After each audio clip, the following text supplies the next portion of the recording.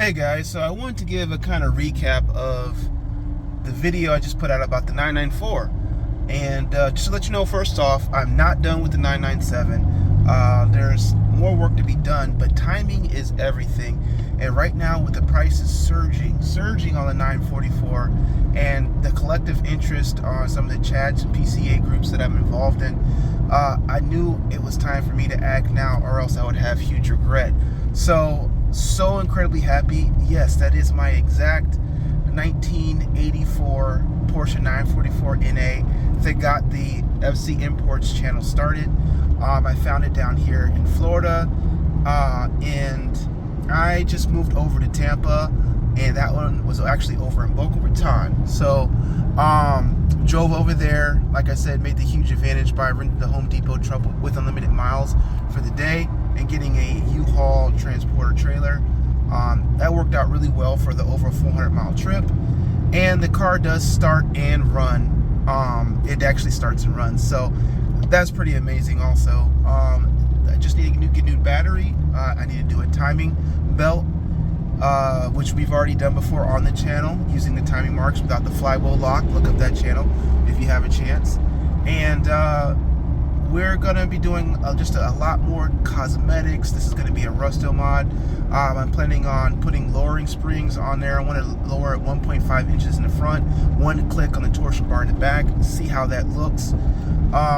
Also some very interesting color combinations, but I want to do something different if I can. The third pod on the left, which is usually reserved for your temperature gauge, your gas gauge, those things on the early 944s, I want to go ahead and convert that to an LCD screen. Why?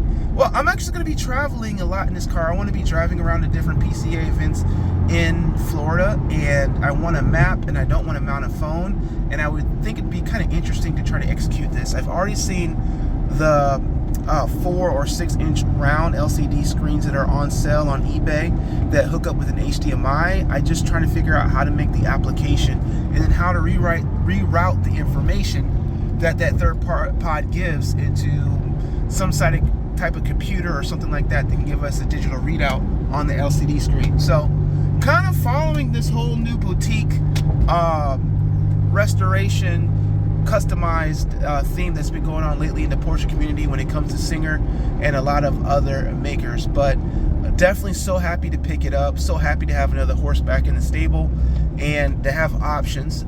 And let me just say this, okay?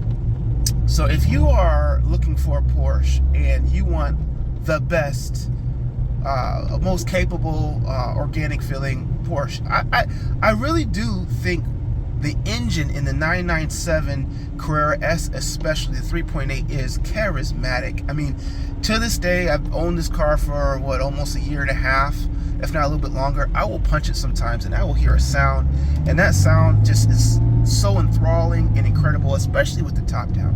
People hate convertibles, or they say they mess with the lines of the 911, but the feature of the convertible is not only the ceiling above you and the romance, it's also that much closer and louder to the engine, and it's spectacular. Even as mine is a Tiptronic because I was looking to save money, this one is way better than anything, you know, that as far as sound goes that I've had before. Even here in the 944, you know, it sounds great too. We're going to do some things, but this Carrera S 997, and it's a .1, not direct inject. Don't be afraid of it. People talk about IMS, and I get it, but there's so few failures. I'm not too worried about it. Just do your oil changes regularly and drive the car hard. Drive it hard. I think that helps incredibly with the way that IMS is preserved and works.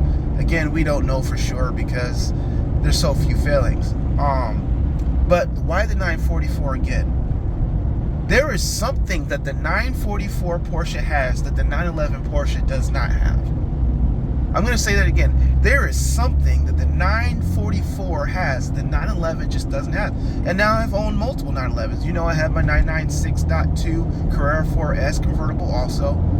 And now here's this car, the 997.1. And what I will say is going to be a little bit shocking. I think the 944 for its time was more refined than the 911. I think the 911 has a lot more childish characteristics, things you have to pay attention to, which also adds to the theater and adds to the occasion.